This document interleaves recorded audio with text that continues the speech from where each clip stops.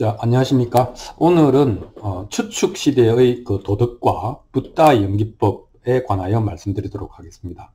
우리가 이제 역사에서 추축 시대라고 이야기를 하면, 이 추축이 이제 이런 바퀴를 이야기하는 거거든요.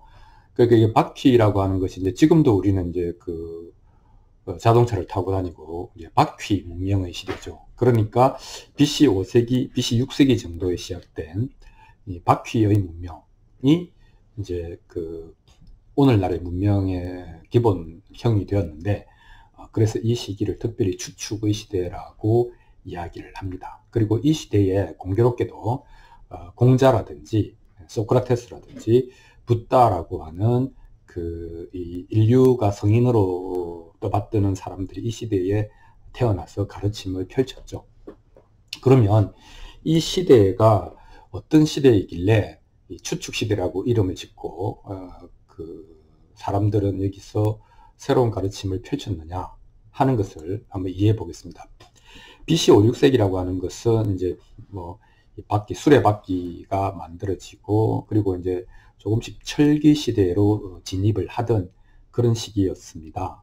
그리고 이제 본격적으로 농업이 이제 시작되고, 또 이제 이런 수레, 그 다음에 연금술, 철기 이런 걸 다루는 능력이 올라가니까 제조업도 물건을 만드는 능력도 올라가고, 그리고 이제 잉여 물자들을 교환하는 상업도 형성하고 이렇게 된 것이죠. 한마디로 이야기하면 생산성이 폭발했다. 그러니까 생산성이 폭발하니까 이제 인류는 새로운 조직화, 즉 그 고대 국가 혹은 제국화라고 하는 것을 이제 이루게 됩니다. 그래서 사람들이 이제 심리적으로 살던 장소가 그냥 마을 공동체에서 도시로, 우주로, 그 익명성이죠. 잘 모르는 사람들과 만나서 삶을 영위해 가야 되는 도시로, 우주로 확장되었다. 이렇게 이야기를 할 수 있겠습니다. 이것이 이제 어떻게 보면은 인류에게 일어난 도전이죠. 문명이 몰고 온 심리적 도전이다. 이렇게 이야기를 할 수 있겠습니다. 자, 마을에서 도시로 가면 소박했던 전통, 거기서 잘 확립되고 통용되었던 전통적인 가치 체계가 흔들리고 위기에 봉착하게 되죠.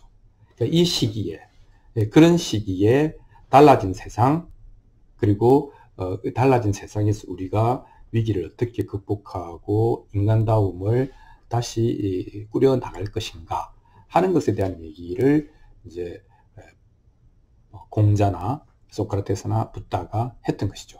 조금씩 다른 방법으로 했지만 당시 시대의 위기를 읽고 그것에 대한 해결책을 제시했다 하는 점에서는 이제 동일하다고 하겠습니다. 이제 이런 그동안 잘 작동했던, 그리고 의미 있었던 공동체의 소박한 공동체겠죠. 불변의 가치를 지키려고 애쓴 사람들이 있는데 그 중에 한 사람이 이제 공자겠죠. 이제 이때 이제 그 공자는 이런 걸 주장했습니다. 정언론 이렇게 이야기할 수 있는데, 그러니까 말을 똑바로 하라는 것이죠. 이게 뭐냐면, 그러니까 말을 똑바로 안 했다는 거 아닙니까요? 말을 가지고 장난을 쳤다 이렇게 말할 수 있겠죠.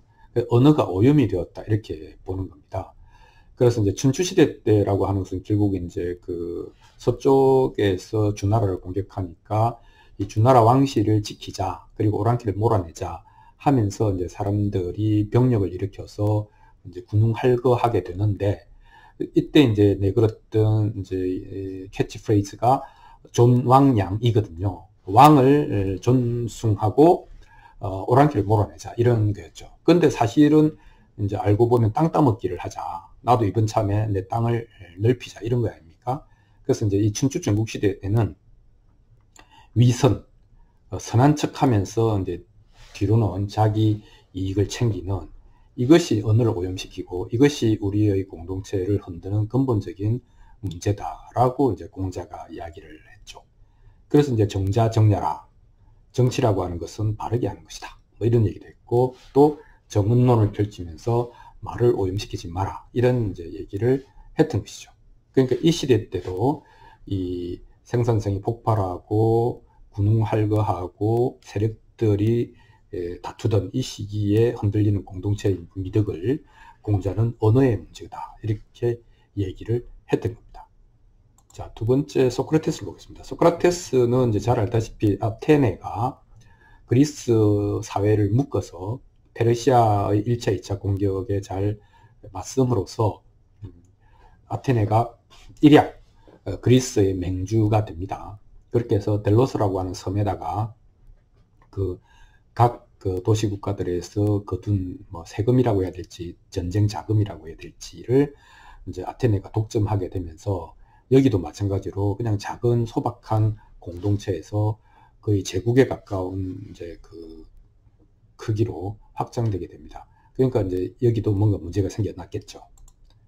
그래서 이제 이때까지 그 공동체가 미덕으로 가져왔던 거, 뭐 정직, 성실, 뭐 함께 나누는 것 등등등등 이런 것들이 이제 그 위험에 처하게 되는 겁니다. 뭐냐면은 이제 이 돈을 따라서 다른 지역의 사상가들이 들어오는데, 이 사상가들은 뭐 이제 이런 얘기를 하는 겁니다. 이것이 확실하다고 하는 것을 어떻게 알 수 있지? 지적 회의론이죠. 불가지론. 나 이거 모르겠는데 진리라고 하는 것을 우리가 알 수가 있어? 뭐 이렇게 이야기하는 것이죠. 또 두 번째는 상대주의. 야, 이것과 이것은 상대적인 거 아니야? 절대적인 건 없는 거 아니야? 이렇게 이야기하는 것이죠. 그리고 이제 우리가 잘 아는 무슨 캐논의 역설이라든지 제논의 역설이라든지 역설과 궤변, 소피스트들, 이런 것들은 소크라테스가 보기에는 그동안 그 아테네의 공동체가 잘 가꾸어왔던 고유의 미덕을 흔든다 또는 위험에 빠뜨리게 한다, 이렇게 본 것 같습니다. 그래서 사실은 소크라테스는 평생 불가지론자나 상대주의자들과 싸웠던 것이거든요. 공동체의 미덕을 옹호하기 위해서. 그래서 소크라테스도 마찬가지로 기존의 가치라기보다는 인간이라면 지녀야 될 불변의 가치를 지키려고 이제 이런 얘기를 했습니다.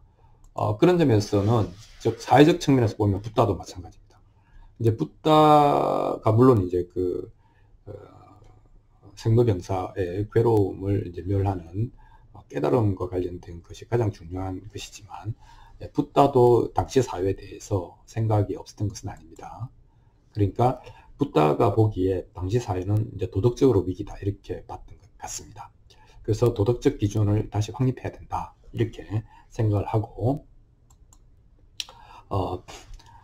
이야기 이제 설법을 한 것인데, 그 중에 하나가 이제 이 위기를 어떻게 보는가 하면 그때 당시 이제 아트만 사상이 지배하던 그 인도에서는 실제로 존재하는 것은 아트만, 영혼 불멸의 영혼밖에 없기 때문에 이 현상, 우리가 울고 웃는 이 현상이라고 하는 것은 사실은 실제가 아니다, 진짜가 아니다.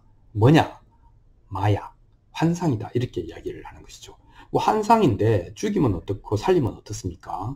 이런 도덕적인 이제 무중부 상태가 있을 수 있다는 게 하나고, 그러면 이 브라만 계급의 아트만 사상에 의해서 이제 지배받던 사람들이 그 인지가 깨어나면서 반발로 이제 여러 가지 철학 유파가 생기는데, 그 중에 유물론자들은 이제 물질주의자들 아닙니까? 오직 존재하는 것은 물질밖에 없다. 그러니까 반대죠. 아트만 같은 영혼 뭐 이런 게 아니고 원자라고 하는 물질밖에 없다, 이렇게 이야기를 하는 겁니다. 근데 역시 여기도 그러니까 뭐 사람을 사실은 이제 찔러 죽여도 이 원자와 원자 사이의 거리를 조금 넓힌 것밖에 아니다, 뭐 이런 식으로 말을 해버리는 겁니다. 그러니까 여기도 마찬가지로 그 인간의 어떤 그 도덕적 책임과 그 결과, 이런 데에 대해서는 또 이야기를 하지 않는다, 무시한다, 중요하게 생각하지 않는다, 이렇게 되는 것이죠. 그러니까 붓다가 보기에